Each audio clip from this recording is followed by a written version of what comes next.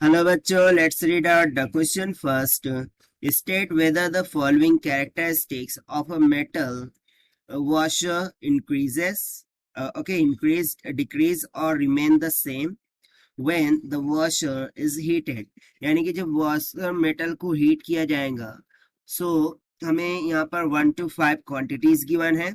सो हम बताना है कि कौन सी क्वांटिटी इंक्रीज होंगी, कौन सी डिक्रीज होंगी, कौन सी रिमेन रहेंगी at the same thing. Okay, so first quantity बोल रहा है internal diameter, second volume, third mass, fourth density, and the fifth one is external diameter. So let's go throughout the question. So before of that, let's talk about the key concept which we are going to use here for this question is thermal expansion, right? Thermal expansion. So what we know about thermal expansion? So thermal expansion यानी कि जब कि भी हम metal को heat करते हैं. So let's suppose कि इनिशियली मेरे पास एक मेटल स्ट्रिप थी कुछ इस तरीके से, जिसको मैंने मार्किंग किया था उसके पॉइंट्स को ऐसे ए बी उसके कॉर्नर्स पे, ठीक है.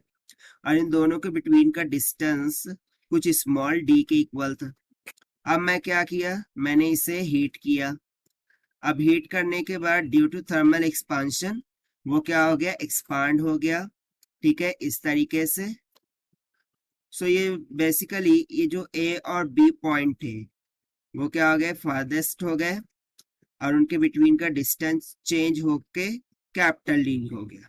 सो बेसिकली यहाँ पर हुआ क्या है, थर्मल एक्सपांशन हुआ है, उसकी लेंथ में इंक्रीमेंट हुआ है, means capital D is greater than to small D.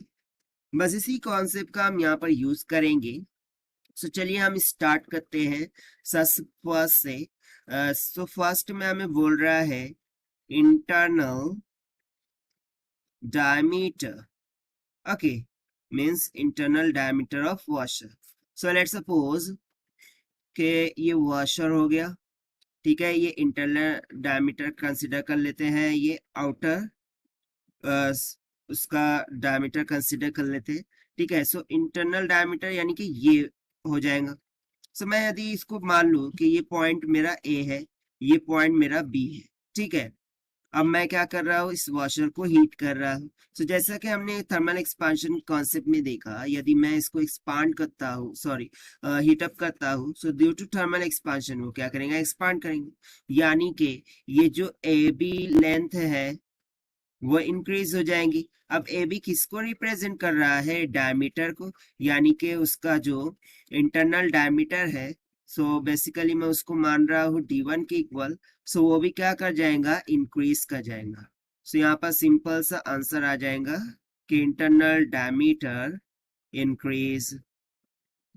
ना सेकंडली, सेकंड पॉइंट देखिए, सेकंड पॉइंट बोल रहा है वॉल्यूम, ठीक है. सो क्या वॉल्यूम बढ़ेगा घटेगा क्या होगा. सो बेसिकली यदि मैं वॉल्यूम एक्सपांशन को कंसिडर करूं थर्मल एक्सपांशन में, ठीक है, थर्मल एक्सपांशन में हमने पढ़ा है वॉल्यूम एक्सपांशन के बारे में. सो वॉल्यूम एक्सपांशन में क्या होता है, जब कभी मेटल को हीट किया जाता है तो वो एक्सपांड करता है, यानी कि ठीक है उसका जो वॉल्यूम होता है वो इंक्रीज कर जाता है. सो इस पॉइंट ऑफ व्यू से हम सिंपली बोल सकते हैं कि इस वॉशर का जो वॉल्यूम है वो भी क्या कर जाएगा, इंक्रीज कर जाएगा. Now let's see the third point. Third point में हमसे बोला है मास, ठीक है, मास. सो बेसिकली मैं यदि मास की बात करूं, ठीक है, सो यहाँ पर मास चेंज हो रहा है क्या, नहीं. देखिए इनिशियली जो भी स्ट्रिप थी वो फाइनल कंडीशन में यानी कि आफ्टर हीटिंग भी वही रहने वाली है, उसका मास तो चेंज नहीं होने वाला है, वेदर इट इज एक्सपांड और कॉन्ट्रैक्ट. या तो वो एक्सपांड हो या कॉन्ट्रैक्ट हो, उसका मास तो वही सा है कि वैसे ही रहने वाला है. सो मास विल डजंट चेंज. तो यहाँ पर वॉशर का जो मास रहेगा वो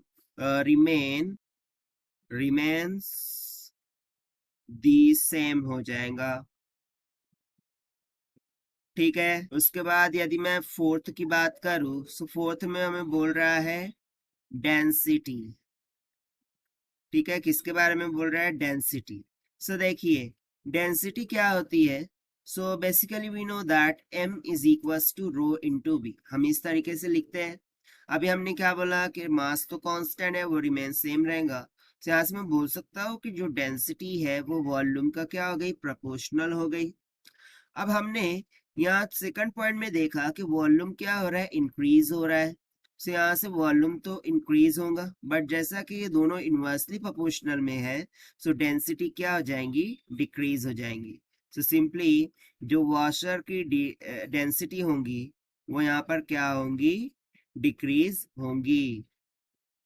now the last one that is fifth में हम बोला है एक्सटर्नल डायमीटर, एक्सटर्नल डायमीटर।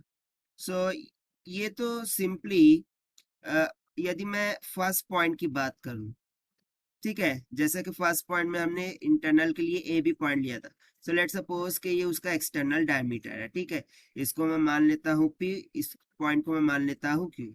अब जैसे कि हमने थर्मल एक्सपांशन में देखा कि यदि हम मेटल को हीट करते हैं सो वो एक्सपांड कर जाएगा, ठीक है, यानी कि ये जो डिस्टेंस है ए बी वो इंक्रीज हो जाएगा। सो बेसिकली ये पी क्यू का जो डिस्टेंस है वो भी क्या कर जाएगा, इंक्रीज कर जाएगा। पी क्यू किसको रिप्रेजेंट कर रहा है, उसके एक्सटर्नल डायमीटर को, मैंने मान लिया वो d2 है। सो सिंपली यहाँ से हम बोल सकते हैं कि on heating pq will increase, this means d2 that is external diameter will increase. So basically यहाँ पर एक्सटर्नल डायमीटर भी क्या कर जाएगा, इंक्रीज कर जाएगा। So this is what whole about this question, जिसको हमने सॉल्व कर दिया है by using the thermal expansion concept. So this is the required solution. I hope you understood it well. Best of luck. Thank you.